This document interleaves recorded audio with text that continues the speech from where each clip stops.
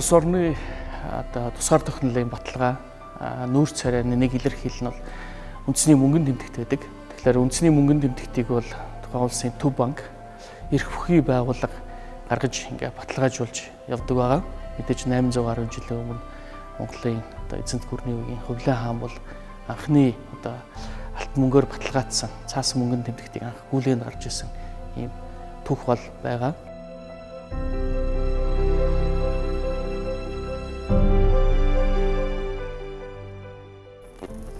Монгол Улсад ардын засаг 1921 онд байгуулагдсанаас хойш 1922 онд бол энэ Монгол Улсын үндэсний мөнгөнд тэмдэгт бий болох тухай шийдвэрийг гаргасан байдаг. Ингээд үүнээс хойш 3 жилийн дараа 1925 онд бол албан ёсоор засгийн газрын тогтоол гарч Монгол төгрөгийг бий болгосон.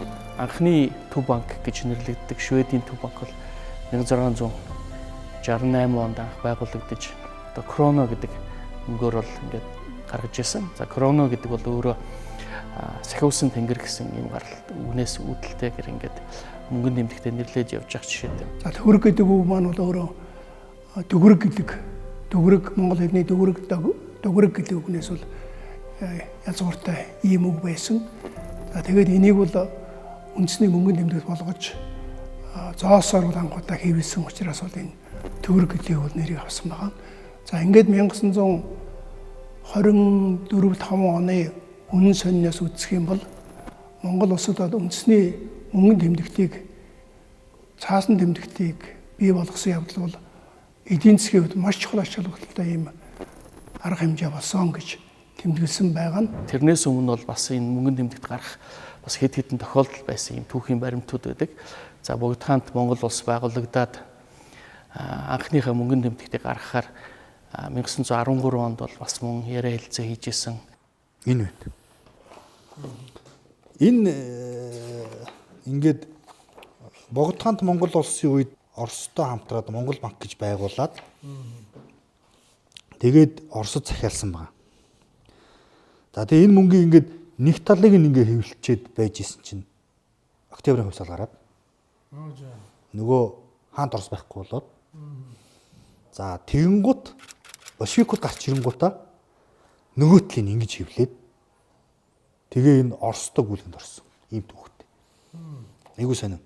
Тэгэхээр иймэрхүү яг нөгөө судлаад явал бас гой юмнууд байдаг. 1924 онд анхны үндсэн хууль батлагдаж за соёмбс үлдтэйгээр Монгол бичгтэйгээр 1925 оны 12 сарын 9-нд за анх гарахтаа бол 1, 2, 5, 10, 25, 50, 100 гэсэн дэвсгэртүүдээр анх гүйлгээнд гарч исэн байгаа.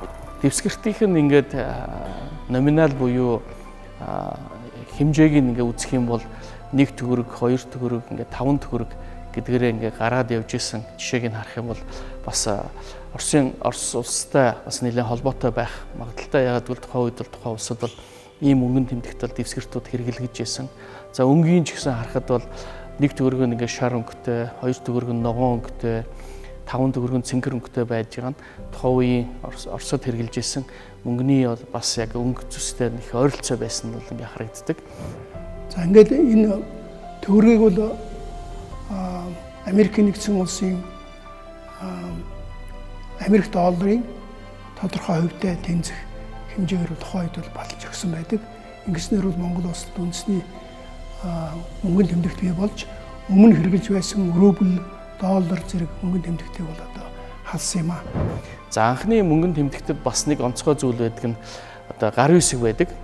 За тухайн үед бол энэ хамтарсан банкны дараагаар бол Михелман гэдэг одоо Оросоос хэлсэн ийм дарга ажиллаж исэн. За тэр хүний гарын үсэг байдаг.